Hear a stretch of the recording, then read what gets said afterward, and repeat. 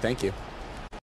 We're following the latest developments on the Korean Peninsula, where South Korean President Moon Jae-In and North Korean leader Kim Jong Un will hold a historic meeting in just a few weeks on April 27th. It will be the first time the countries have met in more than a decade. President Trump is also expected to hold a summit with Kim Jong Un sometime in the near future. For more, I want to bring in Evan Osnos. He's a staff writer for The New Yorker, and he joins me here. Good to see you. Good to see you. So, this expected summit, will it be this? We're expecting some substantial changes to come out of this meeting between the two Korean leaders, right? Yeah, but we should go into this with some managed expectations. I mean, we're talking about two countries that have had no diplomatic contact for 70 years. And one of the challenges for the Americans and also for the North Koreans is to say, well, what can we reasonably expect? How do we get both sides to come out of this feeling like they got something worthwhile and don't end up going home in anger? That would be the worst case scenario. Does the United States play a role at all in the meeting between the two Koreas? Not the meeting that the president is expected to have with Kim Jong Un, but will Moon Jae-in take advice and counsel from Washington, or is this charting territory, a course of his own? No, the South Koreans and the Americans are in close contact. You know, they try to be, in diplomatic terms, lashed up together. But mostly the American role so far is to monitor where the South Koreans are going, try to make sure the South Koreans don't give anything away that the Americans aren't prepared to give away. So just to take a theoretical example, you don't want South Korea to say, and I don't think this is going to happen, okay, we will give up American security guarantees. We don't want American troops here anymore. But no, for the moment, the South Korean summit is very important for the United States because it's a rough draft. It's a preview of how Kim Jong Un may operate when he sits down with Donald Trump. We were talking about this a little earlier. Certainly the president, because of his shoot-from-the-hip style, his spontaneity, the fact that and what his supporters really admire about him is he deals from the gut. Is that part of the reason why these two leaders have said, you know what, the uncertainty out of Washington is such, it is so great that maybe we need to chart a path forward together before something else happens that's probably much worse? I think there's no question that Donald Trump scrambled the circuits of the Korean conflict. What he said was that all the things that we think we know about it no longer are true, meaning I might talk to Kim Jong Un, meaning I might take a pause on military exercises, which is something the North has wanted for a long time. That makes the South Koreans uneasy. It also makes the North Koreans uneasy, but it also creates the possibility, at least, for some sort of change. There are a lot of factors why they got to the negotiating table. Part of it's sanctions, part of it's Donald Trump's temperament, part of it is South Koreans' really determined diplomacy.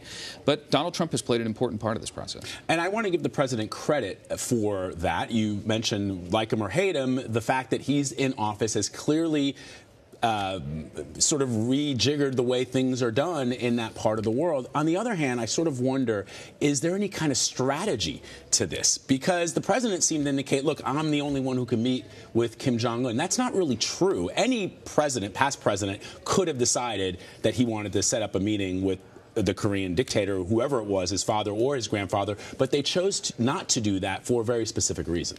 Donald Trump operates by impulse, and very often he catches his staff completely off guard, and that's dangerous in some obvious ways. You know, if you're going into this without the years and months of preparation that typically go into a summit, that means that you're doing summitry by improvisation. That's not easy. On the other hand, every once in a while, when he does something like this that just shakes things up, all of a sudden things that we assumed to be absolutely immutable, the idea that the North Koreans wouldn't sit down with us unless such preconditions were met, that may not be quite so true. I think the risk is that when you operate by impulse, you can do things that might make sense in the short term but make no sense in the long term. So the concern for American negotiators is our president going to go into the room and in the desire to achieve a win, to come out of there with a deal, might give away something that matters to us in the long term? And that, Evan, is a concern, I think, of a lot of people in the national security apparatus because, first of all, we don't have a robust State Department as we've had it in years past.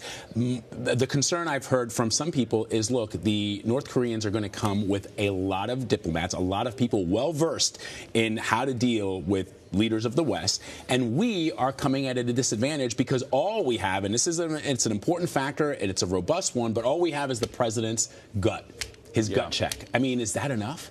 Well, we have at the moment some pretty big holes on our personnel, on the personnel side of things. The lead negotiator with North Korea, Joseph Yoon, just retired. Victor Cha, who had been one of our most seasoned Korea hands, who was being talked about as the ambassador to South Korea, he was ultimately rejected by the White House because he was not willing to consider preventive strikes against North Korea. So we're dealing here with some very new players. The North Koreans, I'm in contact with them, they are watching very closely what the personnel changes are. They're not entirely sure who they're going to be meeting when they sit down on the opposite side of the table. Last question for you.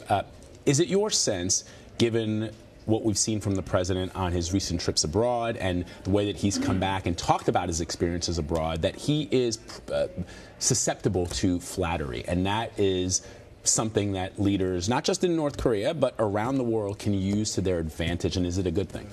Well, we've seen when he goes abroad that leaders have determined that if they give him the brass band, they roll out the red carpet, they get kids cheering his name, that seems to help with the negotiations. It's going to be a little harder to pull that off if they end up having a summit in a really sterile environment, a place like the DMZ between the South and North Korea. The mistake for the United States would be to have this summit in Pyongyang. I think that's the kind of scenario in which we are being treated as guests, people who are coming to try to sit by the knee of the North Korean leader and reach some accommodation. So neutral territory, keep the pomp and ceremony to a minimum. That probably is the path to a more substantive summit. But is that a possibility?